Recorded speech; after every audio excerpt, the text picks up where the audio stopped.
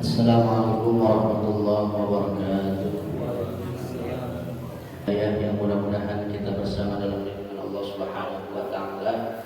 Alhamdulillah wa syukurillah, dengan izin Allah Subhanahu wa taala pada malam hari ini Allah masih berkenan untuk memberikan kepada kita nikmat-nikmat Islam sekaligus nikmat sehat wal afiat, sehingga kita dapat melangkahkan kedua kaki kita ke tempat ini dalam rangka thalabul ilm. Mudah-mudahan langkah dan niat kita dicatat sebagai rangkaian ibadah di sisi Allah Subhanahu wa taala.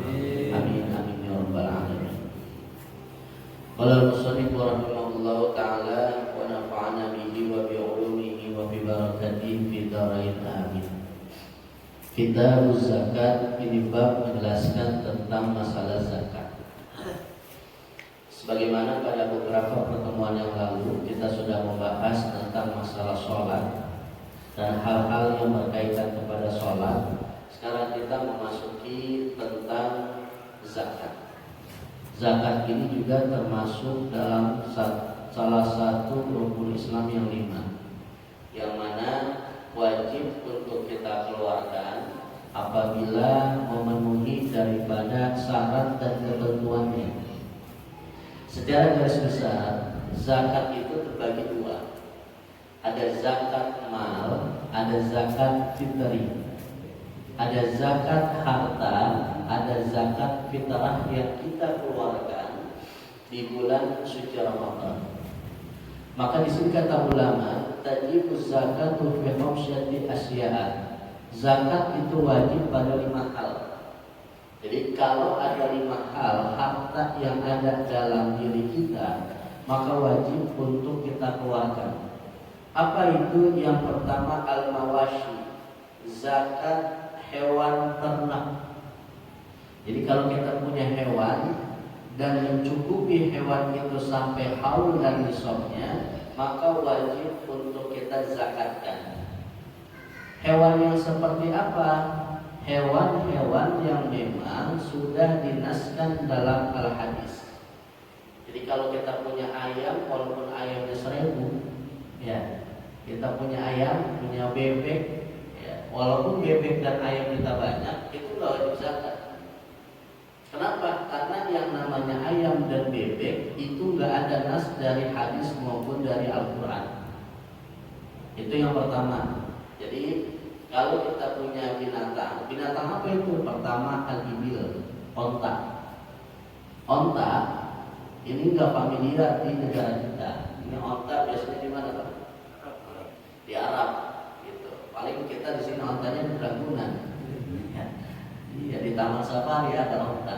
Nah, kalau ada orang punya onta dan onta itu mencukupi nisab dan haul, maka wajib dikeluarkan zakatnya. Yang kedua al-baqar. Baqar ini sapi. Nah, ini bisa jadi kita dahulu barangkali orang tua kita karena banyak punya hewan ternak, sapinya banyak. Maka kalau sudah mencukupi haul dan nisabnya, sapi itu kena zakat, namanya zakat mal. Apalagi al-ghanam. Ghanam itu apa? Kambing. Nah, ini sering juga nih. Kalau kambing kita banyak dan sudah sampai nisab dan haul, maka kambing pula itu wajib untuk dizakatkan. Selebihnya itu gak ada zakatnya. Ayam, bebek, apalagi piaraan kita, burung. Ya, walaupun burungnya banyak, boleh ngandung. Ya, itu gak ada yang namanya zakat. Hanya terikas kepada 3 jenis. Ada onta, ada sapi, dan ada kambing. Dan binatang inilah, ya kalau kita mungkin ada sapi dan kerbau, ya, itu sama lah dalam satu jenis.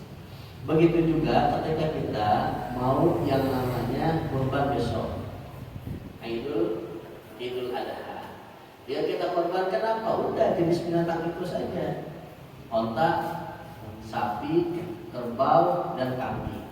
Nah, selebihnya nggak bisa kita untuk jadikan korban, apalagi anak muda, korban perasaan gitu. Nah, ini zakat yang menjadi ketentuan kita dalam agama Islam. Secara umum, apapun yang kita keluarkan itu namanya sedekah. Maka Dalam Islam itu bahasanya banyak ya Pak. Ada namanya zakat, ada namanya sedekah, ada namanya infak. Ya, infak ya. Nah, itu 3 hal. Kalau zakat itu ketentuannya jelas. Harus ada haul, harus ada nisab. Nanti kita akan bahas juga tentang masalah zakat fitri. Walaupun maraknya di kita namanya zakat fitrah. Ini kadang-kadang orang menyalahin kita nih. Gak ada katanya dalam hadis Nabi zakat apa? Zakat fitrah, yang ada zakat fitri. Karena Rasulullah gak pernah mengatakan zakat fitrah. Walaupun secara hadis penyebutan kalimat itu tidak ada, namun secara fikih ada. Jadi boleh kita sebut zakat fitri, boleh kita sebut zakat fitrah atau zakat fitrah. Itu pertama zakat. Yang kedua sedekah. Sedekah ini lebih umum dan memiliki arti luas. Sedekah tidak harus menggunakan harta. Jadi sedekah itu wakaf.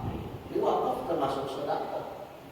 Berbuat baik kepada orang lain, memberikan sesuatu kepada orang lain, itu namanya sedekah. Memberikan pakaian, ya, apalagi kita memberikan uang. Jadi sedekah itu tidak terkait saja kepada materi atau uang. Apapun bisa kita sedekahkan. Bahkan kata Nabi, tabassumuka fi wajhi akhika sedekah. Senyum kita kepada siapa? Saudara kita itu sedekah. Jadi kita mau orang jangan apa? Jangan mencok. Ya. Jadi kita sebarkan untuk berbagi kesenangan kepada orang lain. Minimal apa? Kita senyum kepada orang-orang Islam, saudara kita termasuk sedekah. Yang ketiga, ada namanya infak atau nafkah. Nafkah ini lebih identik kepada uang. Maka kalau orang sudah nikah, kewajiban seorang suami itu memberikan nafkah ke istrinya, memberikan nafkah ke anaknya. Kenapa? Nafkah lebih identik kepada uang. Maka di beberapa masjid atau mushola itu bagus tuh, ada kotak amal tuh ya. Itu kalau warna oranye warnanya apa tuh?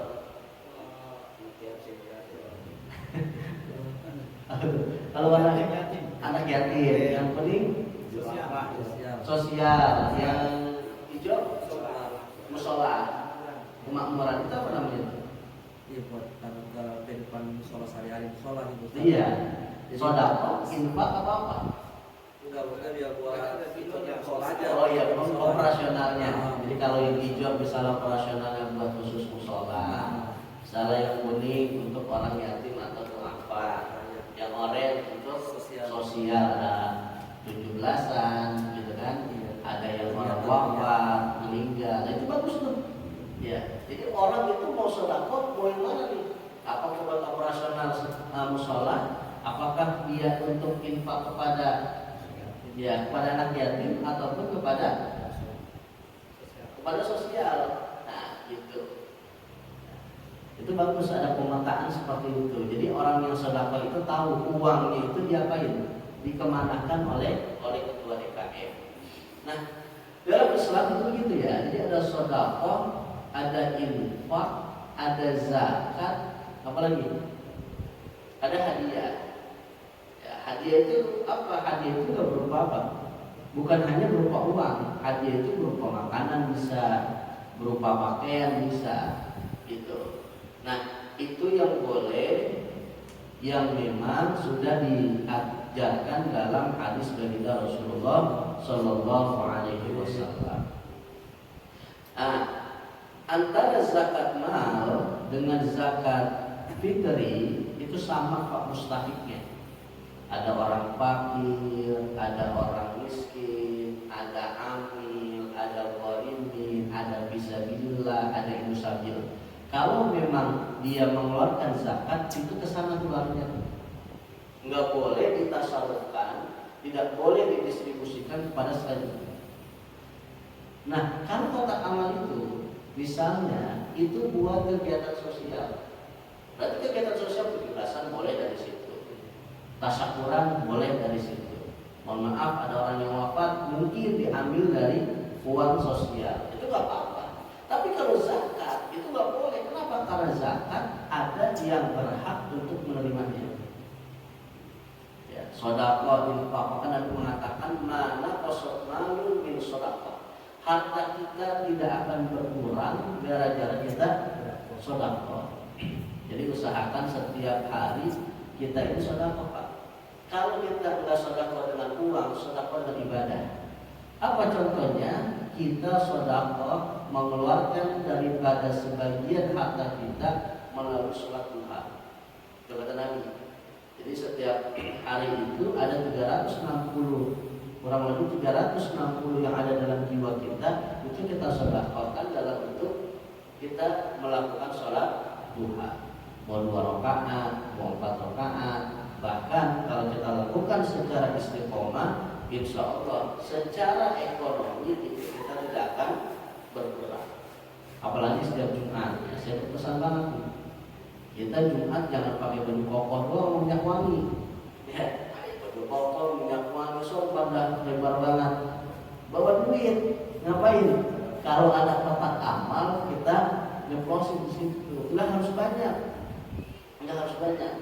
Sedikit asalkan istiqomah lebih baik dibandingkan banyak hanya sekali. Makanya Allah katakan allazina yunfiquna fis-sarra'i wal dharra. Orang-orang yang bertakwa adalah orang-orang yang mampu menginfakkan hartanya di waktu senang dan di waktu susah. Kita kalau di waktu senang, di tanggal muda itu ringan Pak untuk apa? Sedekah. Coba kalau tanggal tua, mikir 2 kali ya? Mikir 2 kali. Jadi yang namanya orang infak itu dalam Al-Quran tidak pandang dulu apakah dia di waktu senang maupun sulit, apakah di tanggal muda atau di tanggal tua. Bersedekahlah, insya Allah Allah akan menjadikan kita orang yang kaya. Jadi sedekah salah satunya adalah berarti kita harta yang kita lakukan itu insya Allah akan bertambah. Walaupun sekarang agak sedikit mengalami sebuah prihatin juga kita ya. Ya, ada seorang ustadz yang menggembor-gemborkan tentang apa? Sedekah, maksudnya akan dibalas sekian kali lipat. Itu memang benar Pak. Orang sedekah akan dibalas 700 kali lipat. 700 kali lipat itu jangan kita berharap wah sekarang kita sedekah minggu depan mungkin uang saya yang tadinya misalnya saya sedekahkan 500, 700 kali lipatnya kita dapat di minggu berikutnya. Kalau kita nggak dapat jadinya apa nih? Kecewa. Kenapa? Karena orang sedekah didasarnya bukan ikhlas karena Allah. Karena apa? Mengharapkan imbalan. Jadi kalau kita sedekah kayak pagi-pagi kita mohon maaf uang kotoran, udah kita kasih aja. Ya, satu. Yang kedua, tidak setiap harta yang kita sedekahkan itu dibalas oleh Allah berupa materi. Bisa jadi ketika kita sedekah kepada fakir miskin, kepada orang lain, itu bukan materi yang dibalas oleh Allah. Kesehatan, kita nggak sakit-sakit, ya kita sehat terus, itu nikmat yang luar biasa. Anak kita menjadi anak yang nurut sama kita, istri kita jadi istri yang solehah. Kebutuhan kita mungkin dalam hidup itu tercukupi. Itu walaupun kita nggak dibalas 700 kali lipat, tapi Allah balas dengan bentuk yang lain. Karena Allah Maha mengetahui dengan segala kebutuhan hamba-hambanya. Bisa jadi kalau orang sedekahnya misalnya 500.000 dibalas 700 kali lipat, kontak balas. Kira-kira kita digunakan buat apa? Bisa jadi buat kawin lagi. Iya kan? Buat berbuat maksiat dan sebagainya. Kalau Allah balas kontak, makanya Allah mau mengetahui. Sekali lagi kalau kita sedekah niat aja kan ikhlas karena Allah. Karena orang yang ikhlas insya Allah nanti pun pasti ada balasannya. Kalau nggak dibalas di dunia, itu menjadi investasi kita di akhirat. Itu paling penting. Nah itu terkait kepada kalimat infak, zakat, ya, sedekah yang mana itu ada beberapa perbedaan. Walaupun secara umum itu demikian. Ustaz, saya emang setiap hari kebutuhan saya terlalu banyak. Ya boro-boro untuk sedekah, infak, jangan berpikir begitu Pak. Ya kita mau sedekah aja, apalagi hari Jumat. Ya mau 2.000 kek, mau 5.000 kek, ya yang penting kita mau untuk mengeluarkan berbagi. Karena itu tadi bisa jadi Allah tidak mentakdirkan kita menjadi orang-orang yang memang dalam tanda kutip tercukupi. Karena apa? Misalnya kita agak sedikit bakhil, agak sedikit pelit. Nah itu kita berikan kepada fakir miskin, orang jalanan dan sebagainya. Makanya ketika Idul Fitri itu diusahakan semuanya tidak ada yang meminta-minta, semuanya sudah diberikan. Kadang-kadang ya bukannya kita nggak suka kepada orang fakir miskin. Terkadang orang fakir miskin yang minta-minta di jalan, minta lebih apa? Lebih banyak ya. Lampu merah berapa duit itu? Iya, dalam satu lampu merah udah berapa uang dia? Ketika Idul Fitri masih minta-minta juga. Nah itu tadi ya, orang-orang yang minta-minta tersebut, nah itu dalam kondisi seperti itu kurang baik. Walaupun kita ya dulu kuliah khairun min yadis sufla, tangan di atas lebih baik daripada tangan di bawah. Itu salah satunya Pak. Jadi kalau kita mau ya, lebih ya, kita memiliki nilai lebih dalam apapun, lakukan hal-hal yang sifatnya sunnah. Wajib sholat udah pasti. Ustaz, saya sholat dulu nggak pernah setinggalin, tapi hidup saya kayak gini aja. Ya, hidup saya kayak gini aja. Terus saya lakukan, tambahin bonusnya dengan sunnah. Apakah sholat sunnah, apakah sedekah intinya, apakah sholat duha ataupun sholat tahajud. Kalau itu dilakukan, insya Allah. Kadang-kadang kita nggak percaya sih dengan apa? Hadis Nabi. Kita lebih percaya dengan usaha yang kita lakukan. Terkadang kita tidak menyadarkan diri kita kepada sang Khalik. Kalau kita antara usaha dengan doa itu balance seimbang, itu insya Allah keperluan apapun yang kita inginkan itu terkabulkan. Nah, ikhtiar dan doa menjadi salah satu kunci kita. Nah, itu terkait kepada hal-hal yang memang sifatnya memberikan sesuatu kepada orang lain. Selanjutnya al-asman. Asman itu lebih identik kepada emas perak, Pak. Jadi kalau kita punya emas, kita punya perak, dan di shopnya itu sudah mencukupi, maka wajib untuk kita keluarkan yang namanya zakatnya. Kurang lebih 86 gram. Kalau kita konversi ke uang, 1 gram emas berapa sekarang? 1 jutaan karena yang bagus ya. Habis nikah yang 24. Kalau 86 kurang lebih berapa? 86 juta. Kalau omset kita dalam 1 tahun ya, itu kurang lebih sampai 86 juta, maka wajib untuk zakat. Emas pun sama, dengan catatan emas itu disimpan, Pak.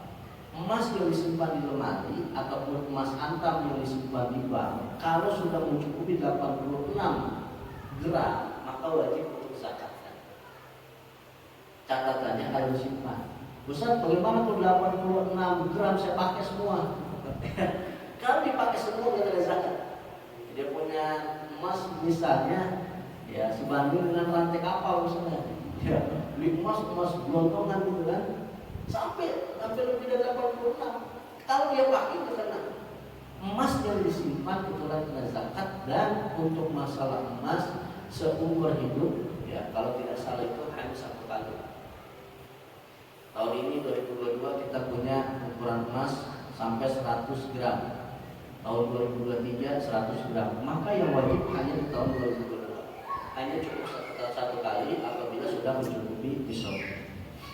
Selanjutnya Pak asmar. Ya. Asmar ini adalah buah-buahan.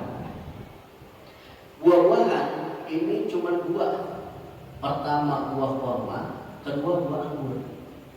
Kalau sekarang musim apa? Durian. Kalau kita punya kebun durian berapa hektar misalnya, panen durian, tetap ada zakatnya. Kita punya misalnya pohon apa kelapa, kita punya pohon apa, enggak ada zakatnya. Yang wajib zakat cuma 2, pohon kurma sama pohon anggur.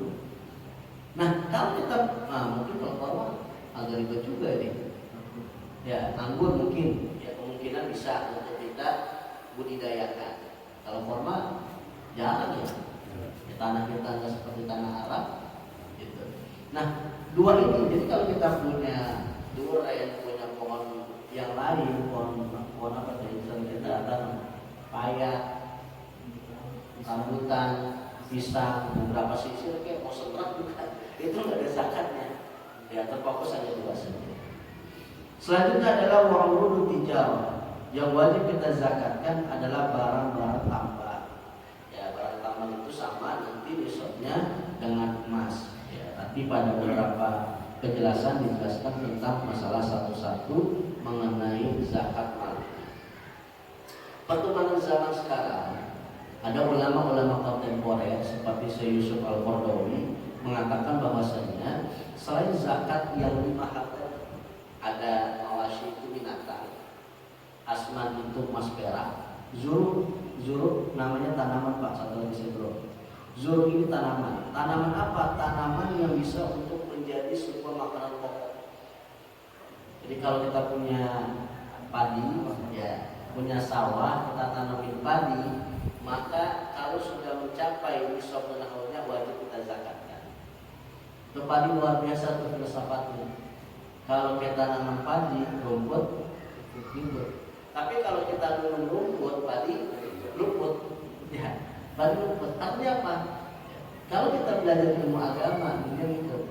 Tapi kalau semata-mata kita dunia, maka akhirat luput. Dalam hal apapun, kita mau cari manusia, kita mau mencari kehidupan kita, ekonomi kita, baik itu kita mau berdagang, baik itu kita mau bisnis, baik itu kita mau jual beli dan sebagainya, niatin apa yang kita lakukan karena Allah Ta'ala.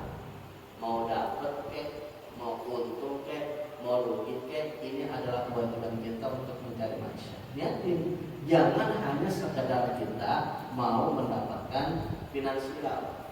Apapun itu, ngaji niatin karena Allah, berdagang niatin karena Allah, usaha niatin karena Allah. Mau untungnya mau rugi masa belakangan, yang penting niatnya karena siapa?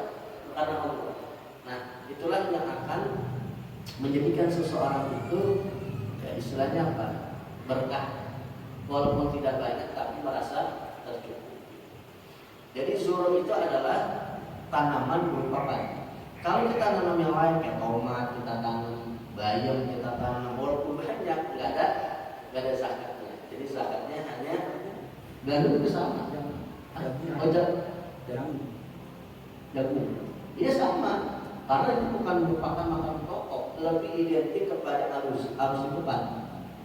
Ya, lebih kepada makanan pokok. Kalau makanan pokok kita di Indonesia adalah beras, ya beras, padi tadi. Contoh, kenapa makanan pokok Pak? Sama apa tuh? Sama gandum kan makanan pokoknya. Sagu misalnya makanan pokok orang mana? Sebagian orang makanan pokoknya sagu dan sebagainya. Kenapa makanan pokok itu menjadi salah satu penting? Karena makanan pokok adalah makanan yang kita makan untuk memperkuat diri kita. Jadi kalau kita makanan itu rasa kenyang Pak. Saya contoh misalnya pagi-pagi kita yang biasanya makan apa? Makan nasi utuh. Ya. Sekarang kita rubah polanya. Pagi-pagi jangan makan nasi utuh. Kita makan roti. Kayak orang barat. Sama nggak roti sama nasi utuh? Beda kenapa? Karena roti bukan makanan pokok kita. Kalau padi, beras itu makanan pokok kita. Itu yang berbeda jenis. Yang satu jenis saja kadang-kadang itu beda rasanya antara nasi uduk sama lontong 3. Walaupun satu jenis nih, sama-sama apa? Sama-sama nasi. Tapi kenyangnya beda apa enggak? Beda, itu yang satu jenis. Apalagi yang beda jenis. Makanya hanya teruntuk buat para petani yang memang petani itu banyak. Ya, banyak dia panennya, maka itulah yang wajib dizakatkan. Jadi sekali lagi ada hewan, emas perak kalau kita punya, tanaman, buah-buahan dan barang tambang. Nah sekarang muncul tadi saya katakan ada pendapat ulama kontemporer, ulama sekarang yang mewajibkan tentang zakat profesi Pak. Zakat profesi. Dulu di zaman Nabi nggak ada zakat profesi karena orang profesinya ngapain? Nyawa doang, ya, ngangon doang di zaman Nabi. Tapi di zaman sekarang Ini profesi banyak, ada dokter profesi, apalagi guru profesi, apalagi orang-orang yang kerja kantor, pegawai kantor itu profesi, orang ASN itu profesi. Nah sehingga karena profesi-profesi mereka itu dipandang ekonominya lumayan, maka Syekh Yusuf Al-Qaradawi mengatakan mereka wajib namanya zakat, dinamakan zakat profesi. Berapa pengeluarannya? 2,5%. Kapan 2,5% per bulan? Per bulan. Yang pertama, salah satunya adalah mungkin karena melihat perkembangan zaman ya Pak. Sekarang dokter misalnya itu luar biasa profesinya. Ya, ASN misalnya lumayan untuk finansialnya dibandingkan petani. Petani sama ASN kalau di zaman sekarang lebih banyak mana penghasilannya? ASN. Kerjanya enak, kerjanya di AC, penghasilannya lebih besar. Petani kerjanya keras, tiap hari panas-panasan, belum tentu tiap bulan panen. Maka dilihat daripada perkembangan zaman, orang-orang yang memiliki profesi tertentu ternyata keuangannya lebih meningkat. Maka ulama itu mengatakan wajib zakat profesi. Akan tetapi sangat disayangkan ketika mereka itu wajib untuk zakat, namun tidak menggunakan ketentuan-ketentuan dalam fikih. Yang namanya zakat harta itu harus dikeluarkan nisab dan haulnya, bukan tiap bulan. Tapi kapan? 1 tahun. Omsetnya berapa? Kalau sudah mencapai omset kurang lebih 86 gram baru dikeluarin. Nah itu yang memang agak sedikit berbeda antara fikih zaman dahulu dengan fikih di zaman sekarang, khususnya terkait zakat profesi. Kalau yang kerja ASN menjadi pegawai ataupun ya mereka yang berkecimpung di dunia bekerja, biasanya tiap bulan itu langsung otomatis 2,5% buat orang fakir miskin, biasanya seperti itu. Nah ini yang perlu kita ketahui tentang masalah zakat. Pada intinya adalah apakah zakat, apakah sedekah, apakah infak itu sebetulnya namanya nama, berkembang dan bertambah. Jadi apapun yang kita berikan kepada orang lain, khususnya kepada orang yang fakir miskin, orang yang membutuhkan, kegiatan lebih kepada kemaslahatan umat, itu insya Allah akan diganti oleh Allah Subhanahu wa Ta'ala. Wa ma anfaqtum min syai'in fa huwa yukhlifu. Apapun yang kita berikan kepada orang lain, maka Allah akan menggantinya. Ya, itu perlu untuk kita pahami secara bersama. Jangan kalah sama orang kafir. Lihat tuh Abu Lahab. Siapa Abu Lahab? Paman Nabi. Ketika Rasulullah itu lahir, Abu Lahab punya budak namanya siapa? Suwaibah. Budaknya Suwaibah al-Aslamiyah ngasih kabar kepada tuannya, wahai Abu Lahab, dengan Nabi itu paman. Ngomong budaknya, wahai Tuhan, wahai Tuanku, keponakan kami telah lahir namanya Muhammad. Saking girangnya itu Abu Lahab, saking senangnya Abu Lahab, maka Suwaibah al-Aslamiyah dimerdekakan oleh Abu Lahab. Tahu pak harga budak berapa? Harga budak lebih mahal dari harga onta. Kalau sapi kerbau besok orang kurban berapa musim? 21 lah kita anggap. Onta harganya lebih mahal daripada kerbau, daripada sapi. Onta itu kurang lebih sampai 30 sampai 35 juta kisarannya. Itu onta. Budak itu lebih mahal Pak. Budak harganya lebih mahal daripada onta, kurang lebih sampai 50 juta. Itu budak. Makanya di zaman Nabi itu orang-orang yang punya budak adalah orang-orang yang kaya, orang-orang yang mampu. Enggak semua orang punya budak. Untuk memerdekakan budak menjadi orang merdeka itu harus bayar mereka. Nah Abu Lahab, Nabi lahir dan Abu Lahab senang, itu Suwaibah al-Aslamiyah dimerdekakan. Kurang lebih tadi berapa? 50 juta. Orang kafir luar biasa. Ya, ketika dia sedekah, ketika senang dengan Nabi lahir, dia merdekakan budak. Kalau kita konversi di zaman sekarang kurang lebih segitu. Karena harga budak lebih mahal dari harga onta. Nah itu yang perlu untuk kita ketahui bahwasanya ya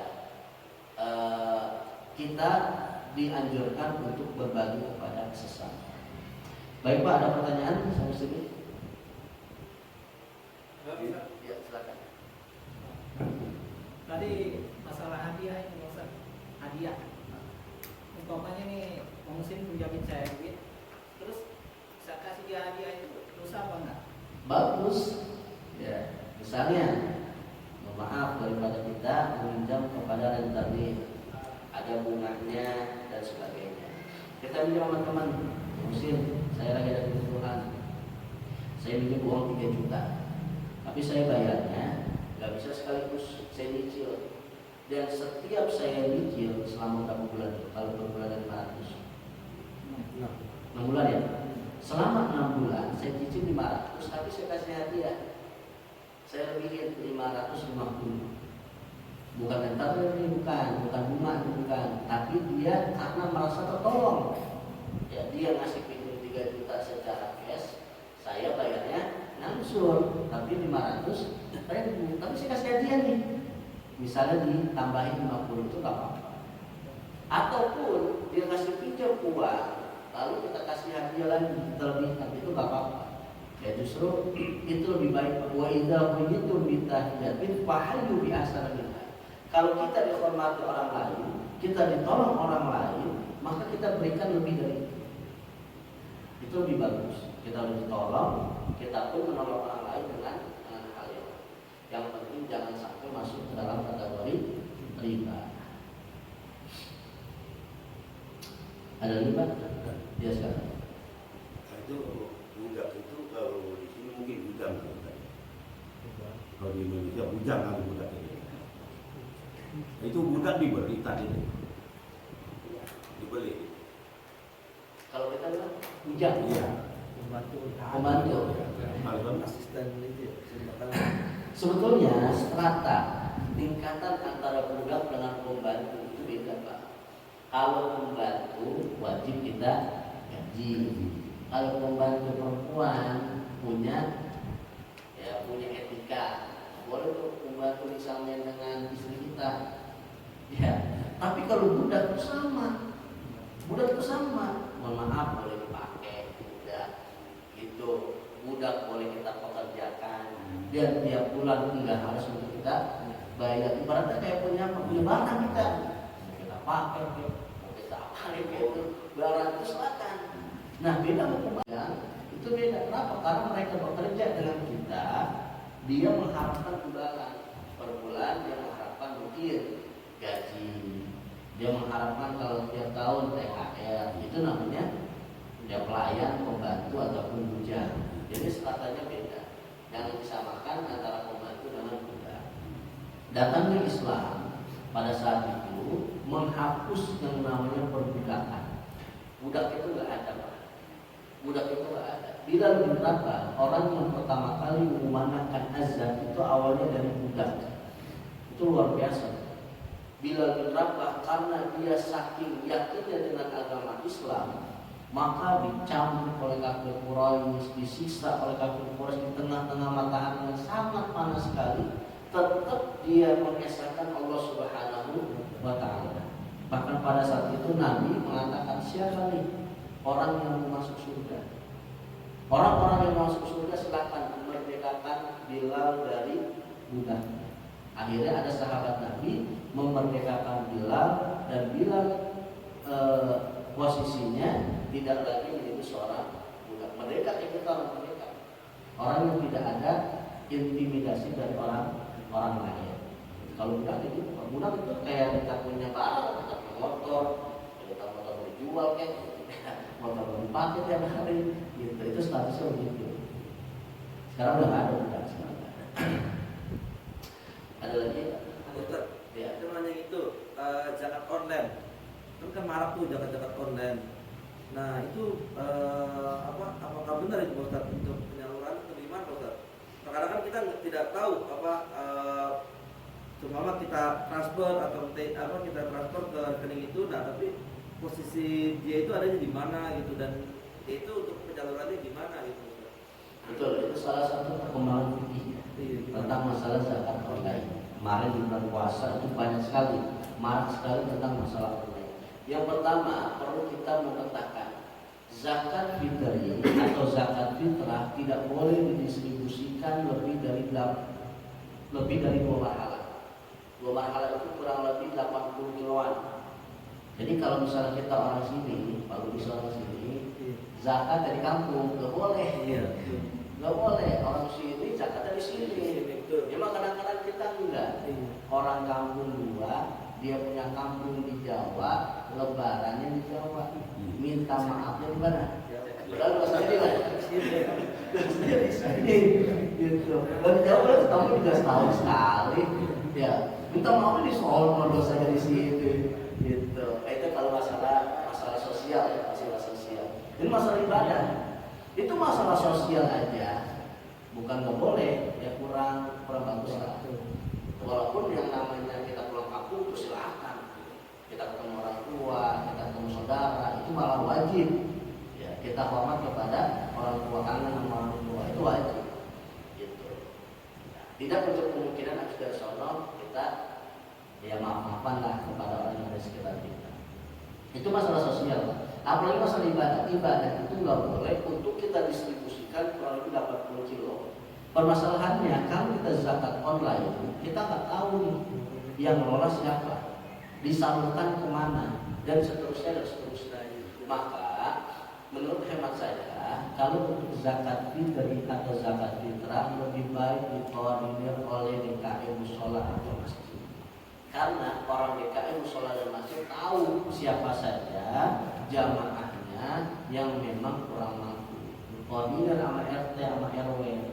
Dalam satu RT ada berapa orang yang didata yang kurang mampu, berikan kepada mereka. Itu lebih mengena dibandingkan kita zakat online. Kalaupun mau sedekah, silahkan aja tuh. Karena mohon maaf di Indomaret atau Alfamaret, bapak mau 1.000, gitu. Itu silahkan kalau infak. Silahkan infak. Walaupun kita nggak tahu tuh. Jadi pakai mana tuh? Kalau ke gereja, Anda tahu. Ya walaupun 100 cepet. Kalau kali berapa customer, kali berapa orang yang beli di Alfa di Indomaret, yang nggak menutup kemungkinan. Bukan saya melarang, bukan. Tapi walaupun harga 100, kalau dikali berapa orang kan lumayan jumlahnya. Jadi lebih baik kalau kita zakat, karena zakat adalah wajib, usahakan yang kita tahu. Kalau tadi ada infak kayak gitu, silakan saja. Kalau infak boleh Pak kemana aja, di luar daerah Jabodetabek boleh. Karena kalau zakat ada ketentuan. Iya. Ini masalah hutang tadi. Karena ada orang misalnya minta beliin ibaratnya daging misalnya. Dulu itu daging harga 50 kilogram, 50.000. Nah, terus dia saya mintain 10 ya kan, 2 kilo 500 tuh. Habis ini duitnya, kasih dari duitnya. Suatu ketika kita tuh punya kebutuhan, kalau kita punya kebutuhan tuh gaji udah 120. Akhirnya dipulangin tetap 500. Akhirnya kan pengotor tuh datang ya. Nah itu gimana tuh yang benar yang mana tuh? Itu namanya kita paketan ya. Paketan apa tuh? Ya mungkin kita Alasan ya, alasan daging. kayak ada orang jatah, paketan, Bukan. Bukan. Jadi ada orang Iya, minjem, itu bukan kalau keharusan kan namanya. Oh itu. Terus dia ada orang minjem nih, dari orang hajatan. iya jatah, Dia minta, ini gue beliin dagingnya cuma 10 kilo, waktu itu masih 50. Daging gratis. 50.000. Iya. Terus mahal. pas sudah ada ini, dia tapi gue minta mentahnya, misalnya gitu kan, aja 500. Baik. Uang itu mengalami inflasi Pak. Iya. Inflasi itu naik turun mata uang. 50.000 zaman dulu, zaman kan bisa kecil. Itu 50.000 gede. Gede 50.000 dapat apa aja? Orang nasi cuma berapa? Gopeng. Gorengan cuma 50 perak. Zaman dulu 50.000 gede. Zaman sekarang, maaf, 50.000 itu nilainya tidak terlalu besar. Gitu, dibandingkan 10 atau 20 tahun yang lalu. Ketika ada orang hajatan, ini tradisi kampung kita begitu juga. Ya, dia saling membantu lah awalnya. Jadi 10 tahun yang lalu, ketika dia misalnya memberikan pinjaman berupa atau memberikan daging 10 kilo, harga 1 kilonya 50.000, kalau kita konversikan 500.000. Itu dulu 10 tahun yang lalu. Nah sekarang kita punya anak mau nikahin, ya kan? Otomatis kita kan istilahnya nagih lah, anti baliknya. Dulu anakku kawin, gua nyumbangin sampai 10 kilo, 500.000. Nah sekarang daging lagi 140. Dia udah segopek. Tetap aja nilainya sama-sama 10 kilo. 10 kilo zaman dulu 50.000, 10 kilo zaman sekarang 140, itulah yang diapain dihitung. Jangan nilai duitnya, doang amat. Iya, 500.000 zaman 10 tahun yang lalu, udah sekarang daging 140. Nah kalau 10 kilo udah berapa? 1.400.000-an. Jadi itu masih gopek. Menambah. Iya, nah itu disesuaikan. Jadi kan? Hah? Dihitung daging. Dihitung dagingnya kan harganya. Daging sekarang mah dulu. Nah iya. Karena waktu itu dibilang ada duitnya, bukan masih gopek gitu kalau kayak harga. Lu kan udah perjanjian daging. Ya daging lah. Kalau uang kan saya katakan kenapa uang? Mohon maaf ya, uang itu nggak ada zakat di sini. Ya, uang itu mengalami inflasi Pak. Ya, naik turun tadi, nggak tetap tuh harganya kecuali emas.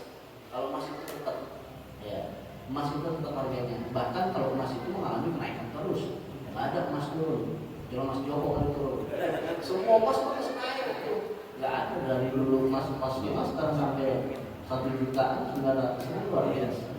Tapi kalau barang yang besar, motor misalnya kita punya kendaraan, dulu motor kita misalnya harga 25 sampai 30 juta, coba kalau dijual sekarang 5 juta, 7 juta. Iya. Artinya barang yang kita konsumsi itu menurun. Baik itu Pak ya. Ya.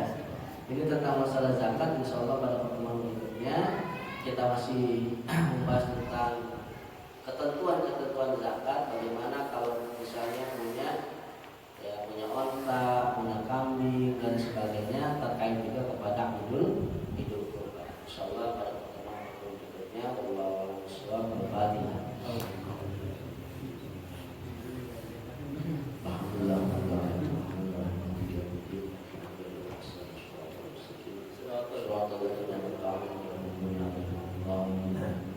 Bismillahirrahmanirrahim.